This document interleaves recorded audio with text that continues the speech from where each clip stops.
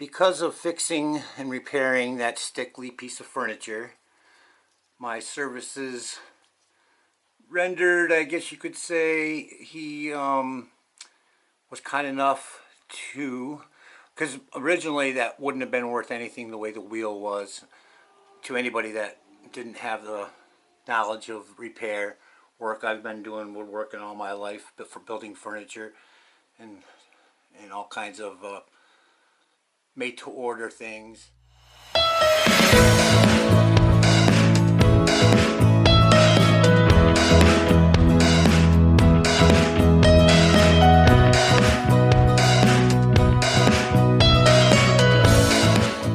Hey guys, it's Tibbs Purple Newbie Juice. Welcome back to the channel. I just wanted to show you this 1890s to early 1900s, the quaint furniture company. Well, it's made by Stickley Brothers. I believe this is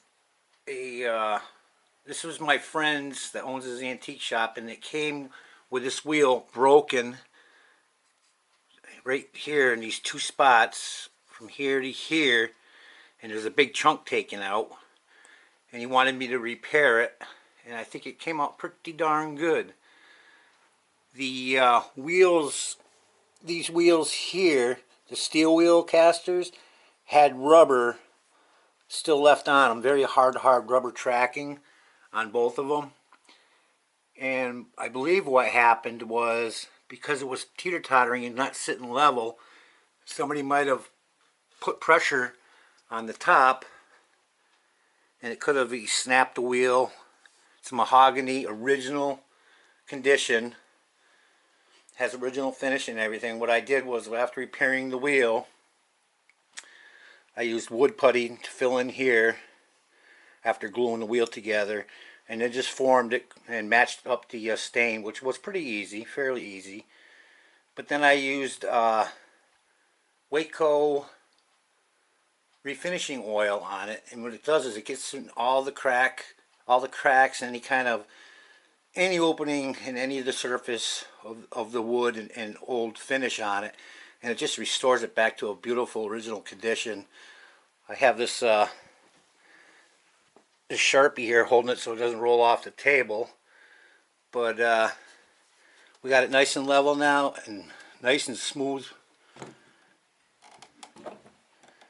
and it works absolutely beautiful. It's has a couple scratches here, but other than that, she's in great working condition. Now, I have looked into ordering, and I did find a source for the replacement rubber, so I gotta measure the diameter and figure out what footage I need to replace the rubber on these wheels. But what a beautiful tea cart from the early 1900s to the late 1800s. A real nice example of the Stickley product furniture with these spiral supports all the way around. I think it's absolutely beautiful. This is another piece of artwork that I picked up from my friend at his antique store. It's a watercolor done of fallen birch trees, I believe. It's a very big painting. I just love how it pops, the colors of the watercolor. It's simplicity in color. It doesn't have a huge amount. There's a little bit of browns in there and blacks, and just the way the sky comes in with the landscape, and just how beautiful the picture came out, the painting. It's an original, well framed, and I just wanted to show you that because that's one of the pieces that are in the background, and I don't think I've ever made a video on it, so I wanted to bring that to you. And all kinds of made-to-order things. I was given in payment these. I have a pair of these samurai vases, stand about 12 inches tall. It's got some intentional crazing Samurai Warriors. They are signed and in beautiful shape. There is no damage whatsoever to them. I found similar ones, almost identical. It has the same banding in the color here in the bottom, same type of top, same color on the top. It's got the Crazen and the Samurai Warriors. It's just a little bit different, and they're asking like $175 a piece for them. This actually came out of the private collection of David McCarran from the Antiques Roadshow, so I find them very special in that way, and very appreciative of Dave to, not Dave McCarran, but Dave, my friend that owns the antique shop, for giving these to me in payment. And also these goblets, found similar ones online too. They do about $65 for them. It's brass with enamel. And there's a picture of a peacock there, which indicates longevity, and some floral parts. I think they're really nice. I'm not sure if they're Oriental, or the Orientals, I believe, are the ones that go by the peacocks being in longevity. And we do have the other one over there. And I also got this old incense. It's made out of bronze. This could date back to the 1700s. Has a 3 pattern, or 3 full sections and 3 feet. It could be 1700s to late 1800s, somewhere around that time.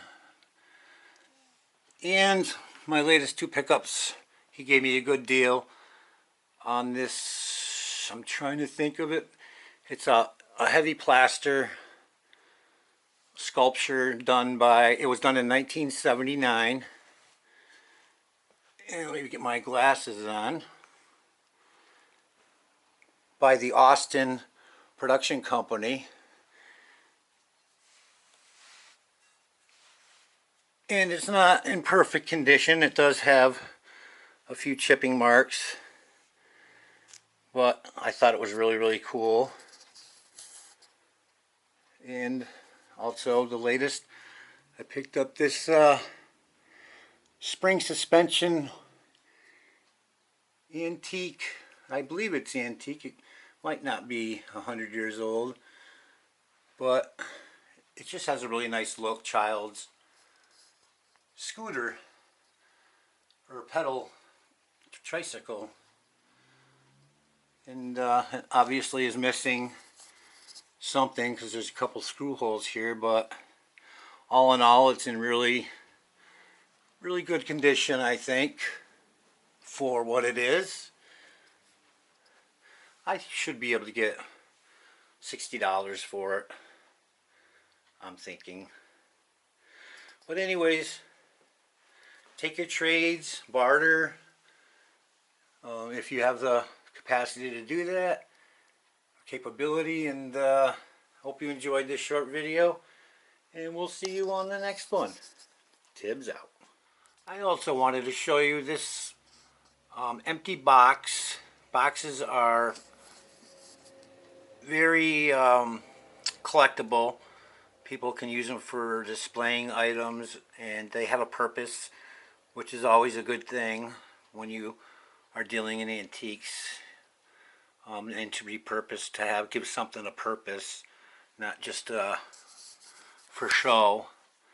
People do tend to like things that are useful, but this would have been a very bright pink background. It's cushioned.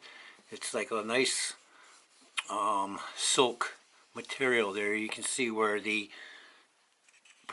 protrusions up here are left in the padding in the background, but it's a Wilson's gummed paper letters and figures. They're glued to probably make signs or certain things.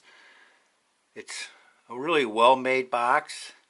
It's from the 40s and has a nice little clasp here. Shuts nice. I wanted to show that to you. Just something simple that you can use. It's not in the greatest condition. It has some issues, but being 80 years old, that's going to happen. Alright guys, thanks again for watching. I knew I forgot to say something, and also to mention that the cart, you know, I was saying how it wasn't worth it to anybody unless they had the knowledge to repair it. Those carts are going between $1,200 and $1,400, or the asking price anyways. So I said, oh, with the repair I work pretty cheap. And basically I also got these two from Dave. He wasn't sure what they were. I looked them up, and somebody's questioning them, whether they're from the Ming Dynasty.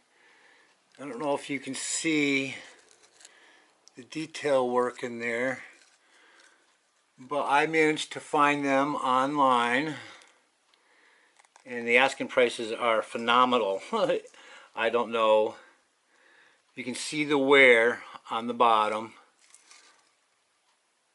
These are silk irons. So that, I don't know if they would put a hot oil in there and heat it up and then use it to iron silk, or if they would use hot water. I think the oil would heat up and stay hotter longer than just plain water.